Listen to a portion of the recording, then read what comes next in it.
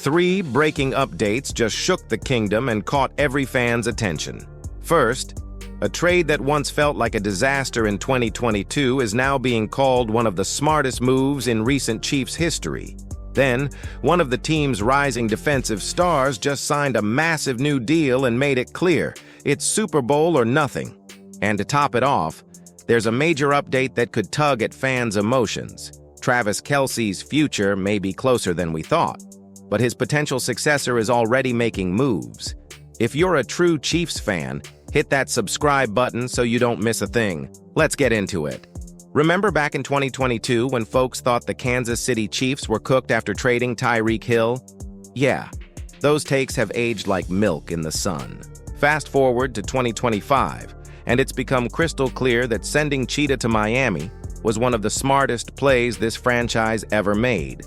Right up there with drafting Mahomes and handing the reins to Andy Reid. At the time, it felt like a gut punch. Hill was a future Hall of Famer, Mahomes' top weapon, and the kind of game-breaker defenses had to game plan around. So naturally, people panicked. But what looked like a setback turned out to be a calculated reset.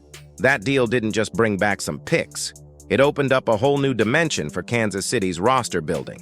One of those picks turned into lockdown corner Trent McDuffie, who's become a cornerstone on defense. Others helped the Chiefs move up to snag Rashee Rice, who's now a key cog in the offense. Sure, Sky Moore and Darian Kinnard haven't exactly lit it up, but every roster needs depth guys too, and they were part of the equation. Let's not forget the ripple effect this move had on the cap. If Hill stays, maybe the Chiefs don't have the cash to lock down Creed Humphrey, Trey Smith, Nick Bolton, or George Karlaftis. That's four rock-solid starters, guys who helped push KC to back-to-back Lombardis. Without Hill's massive contract on the books, the Chiefs found balance and built smarter, deeper. The WR market exploded in 2022 thanks to guys like Christian Kirk and Davante Adams getting paid, and Hill understandably wanted his slice of the pie. The Chiefs, rather than tossing the bag his way, decided to zag while the rest of the league zigged.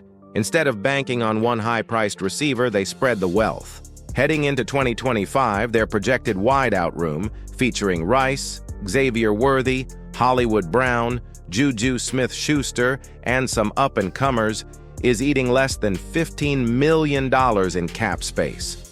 That's wild. Even with a McDuffie extension still looming, KC's in great shape. They've been strategic, prioritizing long-term control and cap flexibility.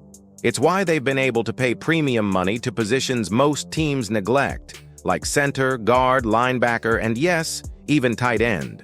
Because when you've got elite guys at non-premium spots, you don't just let them walk. And if you're sweating over McDuffie's future, take a breath. Last year, the Chiefs staggered their extensions like pros. Humphrey and Noah Gray got paid early, Bolton before free agency, and Trey Smith after the tag. They could easily play the same chess game with McDuffie and Karlaftis this year. The Tyreek Hill trade wasn't about a single season. It was about setting up a dynasty for sustained success. And judging by the scoreboard and the trophy case, it's working. And as if that wasn't enough, the latest contract news shows Kansas City's defense is about to get even scarier.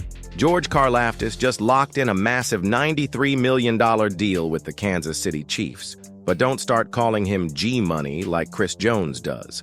He's not exactly a fan of the nickname.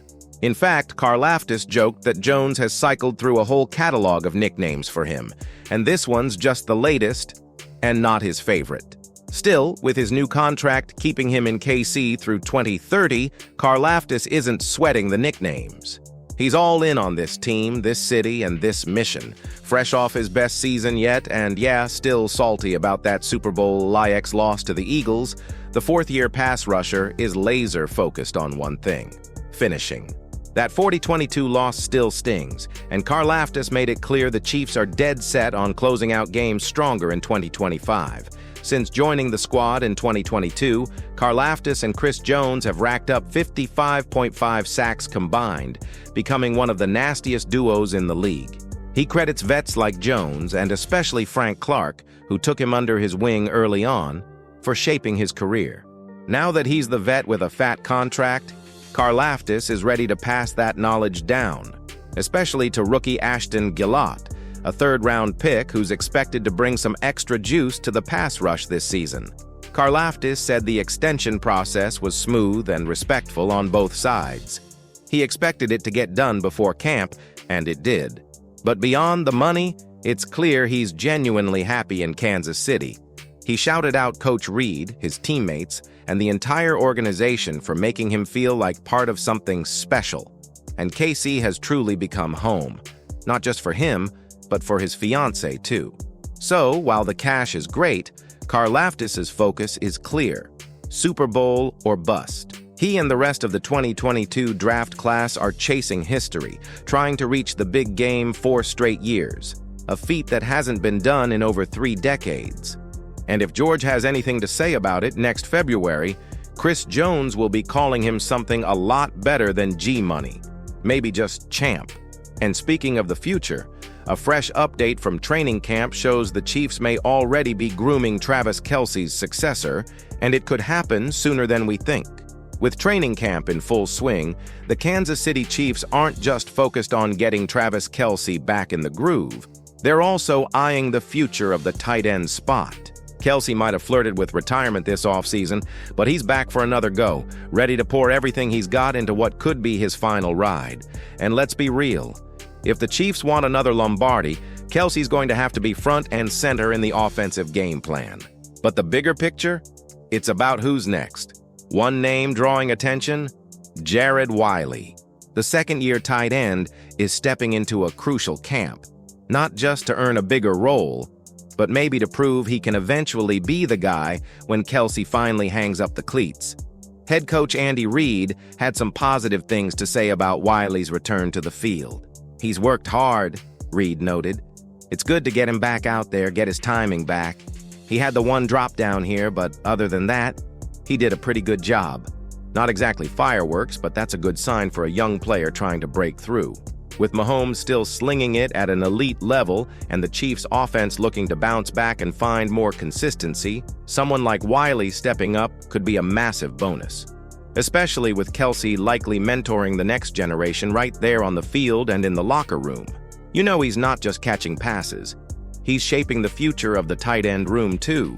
If Wiley can stack some strong camp performances and gain Mahomes' trust, there's a path to more snaps, more targets, and maybe even a bigger role down the stretch. Because while this season's about going all in with Kelce, the Chiefs are clearly laying the groundwork for life after number 87. The Chiefs keep staying one step ahead.